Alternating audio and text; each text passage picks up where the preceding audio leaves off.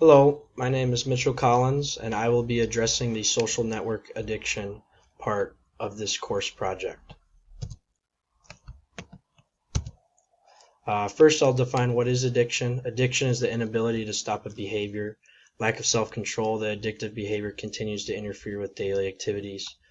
Commonly developed addictions include nicotine, alcohol, drugs. Addiction continue. There are two main categories of addiction. One is the substance abuse, which is the drugs, alcohol, and it harms the body, and the person keeps wanting to do it, making it a substance addiction. And then there's behavioral addiction, which is when an individual engages in ongoing harmful behavior regardless of the negative consequences. So that can be seen with what I'm about to show you.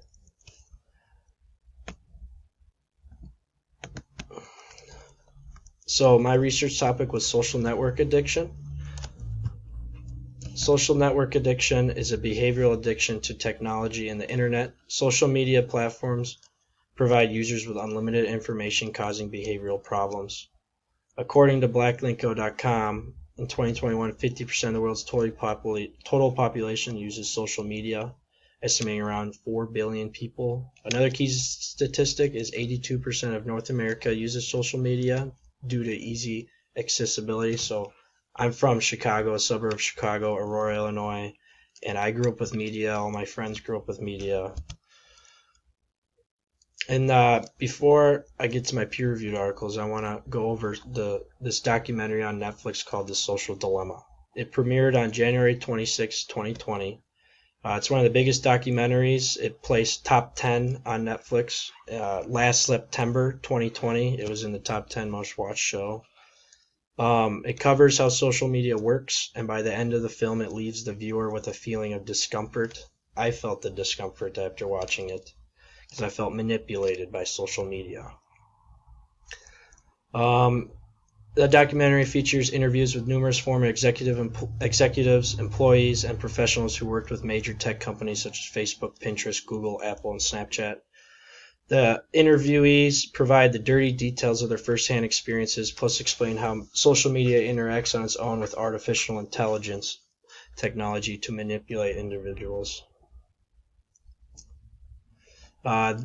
Basically, everybody that spoke, the former employees, spoke about how they were worried about how good artificial technology is advancing, artificial intelligence, how much is advancing, and it's not going to stop advancing. They were very worried about the future of social media. The main point of the film was to inform people of how dangerous social media is and how manipulative social media platforms are. A couple quotes that can help you understand the film a little bit better is we're the product, our attention is the product being sold to advertisers. If you're not paying for the product, then you are the product. So basically, you use Instagram and Facebook for free, and you scroll through it, and then the company, Facebook or Instagram, throws an ad in there, and that's how Facebook and Instagram makes money. So the AI technology gives you the best feed, so you stay on Facebook and Instagram longer, so you can get more ads presented to yourself. So then the Facebook and Instagram makes more money because they can put more ads because more people are viewing their product. Social media is a drug. That's the main point of the film, is social media is a drug. In the film, a doctor spoke, Jonathan Haidt, PhD. Well, maybe not quite a doctor. Haidt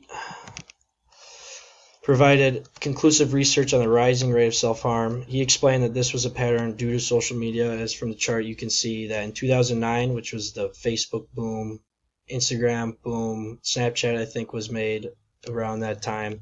So all these younger generations are getting on social media. And then you look at the chart, and U.S. hospital admissions for non-fatal self-harm is up 200% for girls aged 10 to 14. And Jonathan Haidt also explained that this trend is also seen with suicide rates, which is very sad. Social media is having a life-threatening impact on younger generations. There's no question that social network addiction is real. It is especially dangerous for younger generations because they are adapting and using social media networks more than ever. Kids are being exposed to stimuli on these platforms, pressuring them to confine and compare themselves to their peers and billions of users on these platforms. Social network addiction is something that has become a norm, even though the population doesn't realize it. Social media platforms exploit the mental psychology of anyone who uses it, and those who are younger are in greater danger. So my first article was Technology Addiction Among Students According to Teacher Views. It was a study conducted on 25 teachers, and they're about half male, half female, public, private, elementary up to high school, and then they taught all curriculum. So it was a randomly generated group. And then they were asked 6 open-ended questions, basically just about technology addiction. What do you think of it? How do you feel about it? How aware are you of it? How are your students doing? You can see those here. All of the teachers explained that technology addiction is very common among students. The results of this study is the teachers were able to identify 3 sections that social network addiction is affecting: physically, socially, and psychologically. Results continued. Teachers were weary of low academic performance. These students, they like to be on their phone. Once they stop acting with social networking, then they have a hard time focusing back in the classroom. Teachers kept saying that in the article. My second article is Facebook addiction.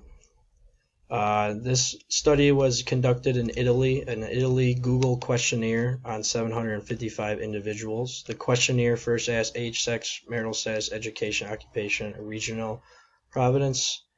And then after that, the Bergen Facebook addiction scale was used. And it's 18 questions that define if someone is addicted to Facebook. A little rattling stat is 85% of the participants in the study declared accessing Facebook multiple times a day.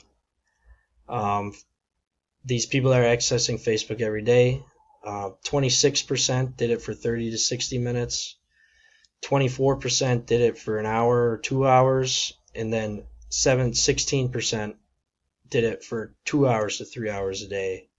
So most of these users are using it for a long time when they started.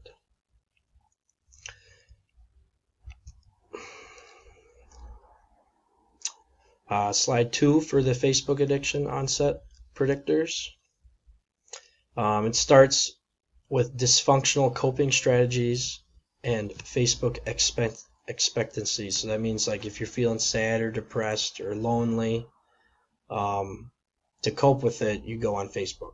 And that's what maybe this article suggests. The article also suggests, in short, it is necessary now for clinicians to pay more attention to some of the social media basic features that provide psychological gratification and compensation for individual interpersonal needs and their specific links with behavior addiction. One of the main findings from this article was Facebook addiction is caused by loneliness. People use Facebook to relieve themselves from problems and worries related to their social life.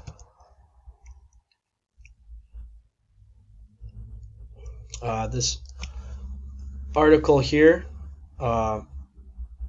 impact social media addiction, its impact, mediation, and intervention. It examined the relationship of social media use with 232 college students' mental health and academic performance. Participants completed a set of questionnaires in class. They were told to answer questionnaires that were unrelated to each other and that they should carefully answer all questions. The Bergen Social Media Addiction Scale was used here to measure if the participants were addicted to social media. Mental health was measured by 20 questions. and then 10 questions were self-esteem questions. So it was a big questionnaire for these students. The results concluded that current research revealed negative association between social media addiction and college students' mental health and academic performance, and the role of self-esteem as an underlying mechanism for the relation between social media addiction and mental health. So they basically were able to define that, so if you had a low self-esteem, then maybe you use social media more. So yeah, just like those last points in the other articles, if you're depressed or stressed, then you might feel compulsive action to go on a social media network. My opinion about the subject, I believe social network addiction can be seen in anyone who uses social media to get away from daily activities. I do this on the daily. I will go open up my phone and get on social media whenever I don't want to do something. That can happen. I believe around 70% of individuals have an SNA, social network addiction. That is because the social media experience, even though the social media experience may or may not be interfering with daily activities, however, once on social media, it can be a stimulating experience. Though SNA is more common amongst younger generations, everyone can get lost in the social media experience. That's why I believe it's 70%, just because whenever you're on social media, you can use it for more time than you think you're going to be using it for. You can always get lost in social media. And then you want to watch out for warning signs: social networking addiction, depression, anxiety, stress, depleted confidence, loss of self-worth, and loss of self-esteem. They can all lead you to turning on your social media, and then the social media company acts back. The AI acts back and makes you use it more, so it's very scary. Is there an actual medical disorder with SNA? I think the main medical disorder is depression, for sure. Depression from social network addiction can be treated through therapy or more controlled use of social media. My opinion continued. I have been concerned. Yes, I am concerned about becoming addicted to social networking. Since I am a Gen Z person born in 1998, I was the first to become influenced by social media. I grew up using Facebook in middle school, and then my online experience got even bigger with the use of Snapchat, Instagram. People enrolled in college right now are most likely 23 years and younger. This means they are all in Gen Z and more susceptible to social network addiction. And my opinion, to conclude my presentation, I think SNA is very real and dangerous. And the solutions are going to be hard to find, but the solution is to be more aware of your media consumption. Common devices people use for social media, such as iPhones and laptops, can track your hours. I strongly suggest looking at your own usage of social media. You can also keep a week-long diary to keep track of your usage. You also should be aware if you're depressed, to have anxiety, or really stressed out because of grades, because that can be a key trigger to developing SNA. If you are dealing with SNA, definitely just get outside, exercise, sleep, socialize with people, just get off of the social media network. That is my opinion. Thank you, and we'll continue on with the presentation.